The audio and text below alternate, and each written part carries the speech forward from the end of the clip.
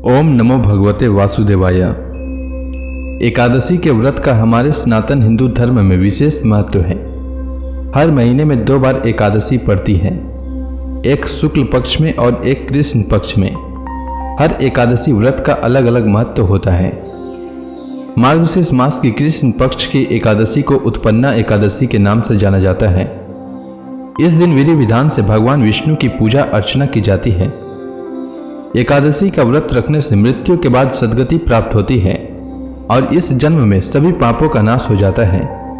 एकादशी का व्रत रखने से पहले उसके नियमों के बारे में जानना बेहद जरूरी है। व्रत के नियमों को निष्ठा और श्रद्धा से पालन करना चाहिए। व्रत के नियमों का निष्ठा और श्रद्धा से पालन करने के बाद ही व्रत का पूरा फल मिलता है। एकादशी का व्रत 10वीं तिथि के शाम सूर्यास्त के बाद से ही शुरू हो जाता है और एकादशी का व्रत 12वीं तिथि पर समाप्त होता है। इसलिए उत्पन्ना एकादशी के व्रत के दौरान व्रत नियम का विशेष ध्यान रखना जरूरी है। 10वीं तिथि पर सूर्यास्त से पहले भोजन कर लें।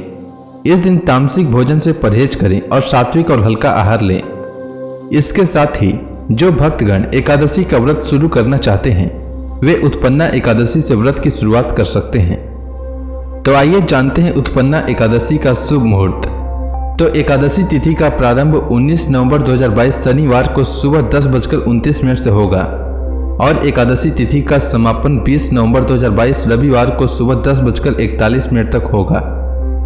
उत्पन्ना एकादशी 20 नवंबर रविवार के दिन पड़ रही है, तो उत्पन्ना एकादशी का व्रत 20 नवंबर को रखा जाएगा और 21 नवंबर को सूर्योदय के बाद व्रत का पारण किया जाएगा। 20 नवंबर को वाराणसी में सूर्योदय का समय सुबह 6:25 रहेगा और सूर्यास्त का समय शाम 5:07 रहेगा और अभिजीत मुहूर्त सुबह 11:25 से दोपहर 12:07 तक रहेगा।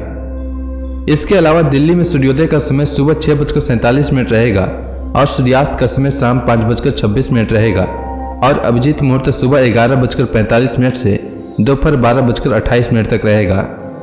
इसके अलावा पारण का समय 21 नवंबर को वाराणसी में सुबह 6:19 से सुबह 8:29 तक रहेगा और दिल्ली में पारण का समय सुबह 6:48 से सुबह 8:56 तक रहेगा। इसके अलावा अन्य शहरों में 21 नवंबर को पारण का समय क्या रहेगा आप स्क्रीन पर देख सकते हैं। अब आइए जानते हैं उत्पन्ना एकादशी की पूजा विधि के बारे में। तो उत्पन्ना एकादशी व्रत के दिन यानी 20 नवंबर को सूर्योदय से पूर्व उठ जाएं और स्नान आदि करने के बाद व्रत का संकल्प लें।